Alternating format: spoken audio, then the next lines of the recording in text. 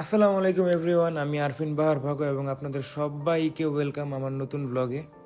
And আজকের ব্লগটা অনেক বেশি স্পেশাল হতে যাচ্ছে, কারণ আজকে আমরা যাচ্ছি ঢাকা থেকে 250 কিলোমিটার দূর চট্টগ্রাম সীতাকুণ্ডের উদ্দেশ্যে। সায়দাবাদ থেকে ফুয়েল লোড করে আমি আর আমার বন্ধু তানজির বেরিয়ে পড়ি কুমিল্লার উদ্দেশ্যে, কারণ আমাদের বাকি টিম মেম্বার ওইখানে আমাদের জন্য ওয়েট করতেছে।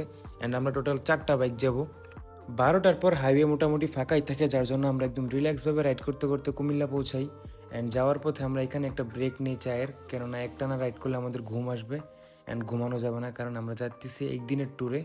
সো ঘুমাইলে চলবে না। ফাইনালি প্রায় 2 ঘন্টা রাইড শেষ করে আমি পৌঁছাই কুমিল্লা আমার টিমমেটদের কাছে। অ্যান্ড সবার এখানে একটা মিট আপ পয়েন্ট হওয়ার কথা, বাট এসে শুনি ঠিক টাইম মতো কেউই আসে নাই, আমি সবার আগে আসছি। স্কোয়াডের সবাই আসতে একটু লেট করে, আমাদের রওনা দিতে একটু লেট হয়ে যায়, বাট কি আর করার। সবাই গাড়ির ট্যাঙ্কি ফুল লোড করে বেরিয়ে পড়ি ট্যুরের উদ্দেশ্যে। কুমিল্লা থেকে আমরা রাত 4টায় রওনা দিই চট্টগ্রামের উদ্দেশ্যে। যদিও রওনা দেওয়ার কথা ছিল রাত 3টায়, বাট কি আর করার, লেট হয়ে যায়। অ্যান্ড একটানা রাইড করতে করতে আমি অনেক ক্লান্ত, এখন আমার বন্ধু তানজির রাইড করতেছে। অ্যান্ড এরই সাথে সাথে হয়ে যায় ভোর। অ্যান্ড খুব সুন্দর একটা স্নিগ্ধ বাতাসের সাথে আমরা রাইড করতেছি, অ্যান্ড অসাধারণ একটা ফিলিংস। আমাদের প্ল্যান ছিল আমরা আমাদের ফার্স্ট ব্রেক দিব ফেনীতে, এবং সকালবেলা নাস্তাটা ওইখান থেকে করব, কেননা সারা রাত রাইড করে আমরা সবাই অনেক ক্লান্ত। তাই ফেনীর একটা রেস্টুরেন্টে নাস্তা শেষ করে আবারও রওনা দিই। অ্যান্ড এর মধ্যে আমাদের স্কোয়াডের একজনের গাড়ির মোবিলের সমস্যা হয়, যার জন্য একটু ব্যাড বাস খাইতে হয়, বাট ইটস ওকে। গাড়ি ঠিক করে আবারও বেরিয়ে পড়ি। নাস্তা করার পর একদম মুড ফ্রেশ হয়ে যায়, যার জন্য আমি একদম দুই পৃথিবীর ফিল নিতে নিতে আবারও রাইড শুরু করি।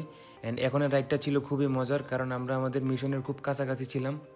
রাস্তার সুন্দর ভিউ আর রাইড এনজয় করতে করতে আমরা পৌঁছে যাই মহামায়া ইকো পার্ক। অ্যান্ড এটাই আমাদের আজকের ফার্স্ট ডেস্টিনেশন।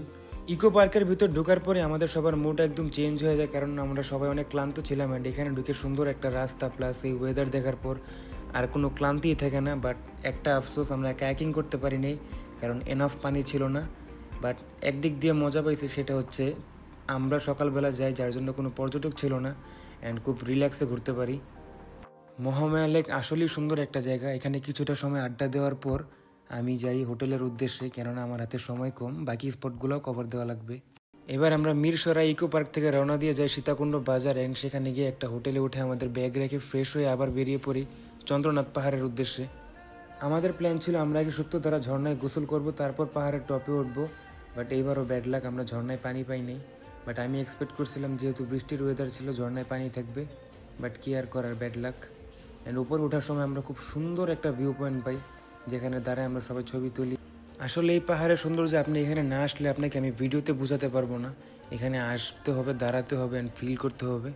ভিডিওতে পুরোপুরি বোঝাও যাচ্ছে না এখানে সৌন্দর্যটা। আমরা সবাই এখানে কিছুক্ষণ আড্ডা দিই এবং এই অসাধারণ ভিউটা উপভোগ করি, কেননা এখান থেকে যেতে মন চাচ্ছিল না। এত জোস একটা জায়গা, বৃষ্টির ওয়েদার, ঠান্ডা বাতাস, অন্যরকম একটা অনুভূতি। ইকো পার্কের ভিতর দিয়ে আমরা চন্দ্রনাথ পাহাড়ের উপর ওঠার টাইমে যে রাস্তাটা দিয়ে যাই, বাই ট্রাস্ট মি, আপনি যদি সাজেক না যান এখানে আসলে আপনি একটা সাজেকের ফিল পাবেন।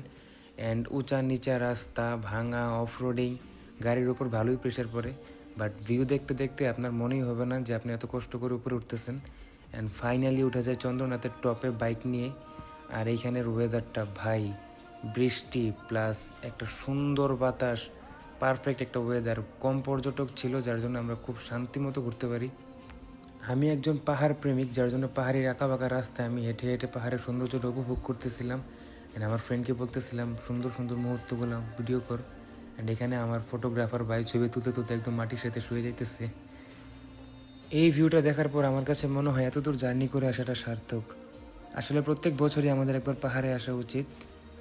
তো পাহাড় দেখা শেষ করে এবার যাচ্ছি হোটেলের দিকে, দুপুরে খাওয়া দাওয়া করতে হবে, কেননা বিকালবেলা আরেকটা স্পট কভার দিতে হবে। অ্যান্ড আমার আজকে আবার ঢাকা ব্যাক করা লাগবে, কেননা হাতে সময় খুবই কম। দুপুরের খাবারটা আমরা খাই আমাদের হোটেলের পাশে একটা রেস্টুরেন্টে। এখানে বাঙালি খাবার রিজনেবল প্রাইসে পেয়ে যাবেন, অ্যান্ড খাবারের টেস্টও ভালো। তো আসতে পারেন নূরজাহান হোটেলে। অ্যান্ড খাওয়া দাওয়া শেষ করে একটা ঘুম দিয়ে বিকালবেলা আবার রওনা দিই সি বিচ দেখার জন্য, কারণ আমার প্ল্যান ছিল একদিনে 3টে স্পট কভার দিব। তো ফাইনালি চলতে চলতে এসে পড়লাম বাঁশবাড়িয়া সি বিচ। এবার দেখানো যাক সি বিচের ভিউটা কেমন। অ্যান্ড এখানে যখন আমরা পৌঁছাই তখন ওয়েদারটা ছিল বৃষ্টি নামার আগের মুহূর্তটা। আকাশে কালো মেঘ অ্যান্ড প্রচণ্ড বেগে বাতাস ছিল।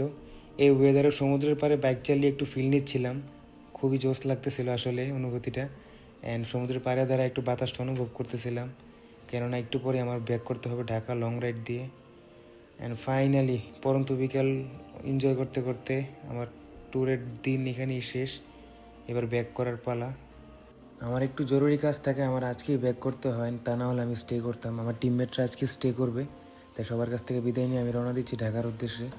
অ্যান্ড আসলে খারাপ লাগতেছিল, কারণ থাকতে পারলে ভালো লাগতো। অ্যান্ড কি আর করার, বাট হ্যাঁ, দিনটা অনেক এনজয় করছি। এবার এই বৃষ্টির ওয়েদারে ফিল নিতে নিতে স্লোভাবে রাইড করতে করতে ঢাকা যাই। অ্যান্ড ব্লগটা এখানেই শেষ হয়। থ্যাংক ইউ সো মাচ সবাইকে।